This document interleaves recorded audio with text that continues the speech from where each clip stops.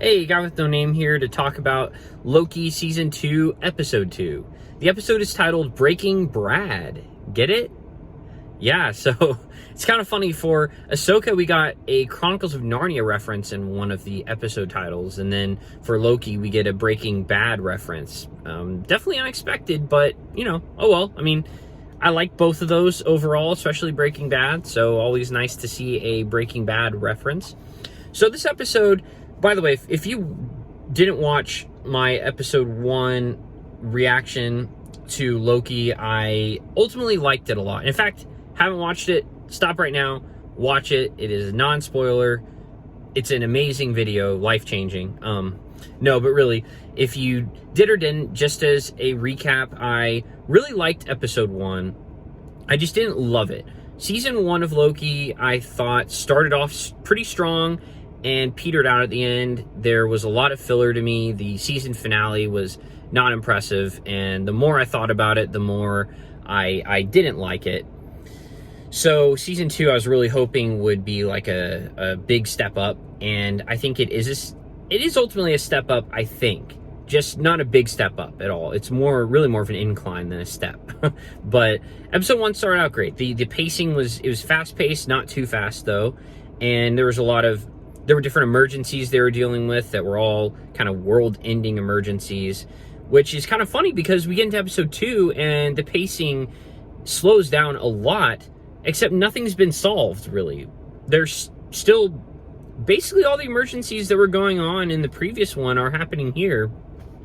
Obi's still working on it, and he's come across some issues, some solutions, more issues, and they just kind of are like, all right, Obi, you fix that, and we're going to go find Sylvie, and we're going to be pretty slow and talk about it, and maybe eat some pie, maybe some McDonald's if we're lucky. And so, yeah, see you later. It's kind of how it is. I mean, so that part's kind of weird when you think about it. I was watching episode, and halfway through, I was like, wait, all this stuff's still going on. Why are they so relaxed? I mean, there are some parts, like when they have to interrogate somebody, they're like, all right, we don't have much time. So they do mention that. It's just, I think the pacing was a little too different. But we are introduced to a character named Brad, or I guess I should say reintroduced. I didn't even remember him, really, because like I said, I only watched season 1 when it came out. But apparently he's in season 1, and I was like, oh, okay, I do remember character doing that stuff. He's kind of interesting. If you watch Christian Harloff, I do, I'm in the same boat as him, that I'm not really sure what I think about Brad. At first I was a bit annoyed with him.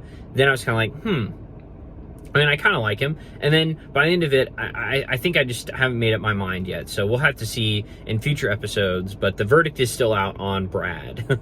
And then Sylvie, she's good. She's kind of a jerk. She really, if you saw the season finale, she pretty much made a knee-jerk emotional reaction, was warned of the consequences. The consequences, pretty much, they're looking like the consequences were true. The way they were laid out, it's all happening.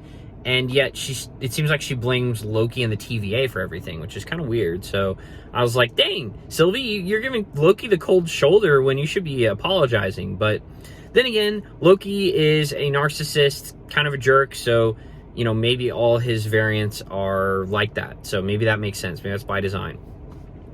It was great to see Loki use his powers. He finally uses his powers. I feel like that was another big complaint of season 1, that Loki's he's a god, basically. He can go toe-to-toe with Thor and give him a run for his money. He went toe-to-toe with Captain America and was beating him. Granted, Captain America had just been recently thawed, so it's kind of hinted that he's not the top of his game, but he can fight most of the Avengers one-on-one and handle himself pretty well. So I feel like he's been super underpowered in his own show, which is weird. But it's great to see him use his powers in this season.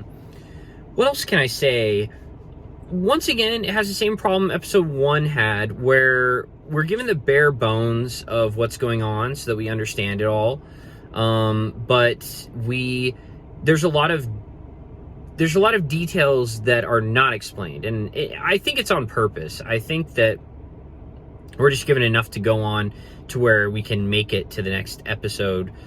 So I'm just hoping they will explain it all, because I have a lot of questions, and if the questions, if most of my questions that I have aren't answered at some point, it's going to feel like they're plot holes. So, and the questions lead into other questions, and it feels like a never-ending loop of like, wait, if this is the case, then what about this? If this is the case, what about this? Why this character make this decision? Stuff like that. So I hope that they fully are understanding of the story that they're putting forth, and it's only a matter of time before they impart that knowledge upon us. So in the meantime, I'm fine being patient, but I just hope that there are answers coming. What else? I mean, I can't believe we're a third of the way through the series already, or through the season, I should say.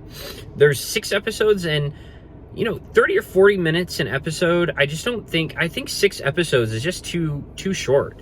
I think 8 episodes should be the bare minimum. If you're going to do 6, they should be like an hour long. And I'm not talking about like 30 minutes of story, an hour long, so the 30 minutes of fluff. I'm talking about like, no, an hour of more or less story in each episode. It's just, I don't know. Seasons used to have 20-something episodes, and I get that was a lot, but to go all the way down to 6 just feels like really low. So hopefully Disney doesn't keep doing these 6 episode seasons. Or they at least make them longer and flesh out the story a little bit. I'm interested to see what happens, though. I'm excited. I hear that there were some reviewers who got all 4 episodes early, and I heard of people saying episode 4 is pretty great. So I'm excited. Maybe 2 is setting up 3, and 3 is setting up 4, and if 4 is amazing and we can stick the landing, I'll be very happy with Loki season 2. I'd love to hear you guys' thoughts, though. Let me know in the comments what you thought of season 1, what your thoughts are on episode 1 and 2 of this season.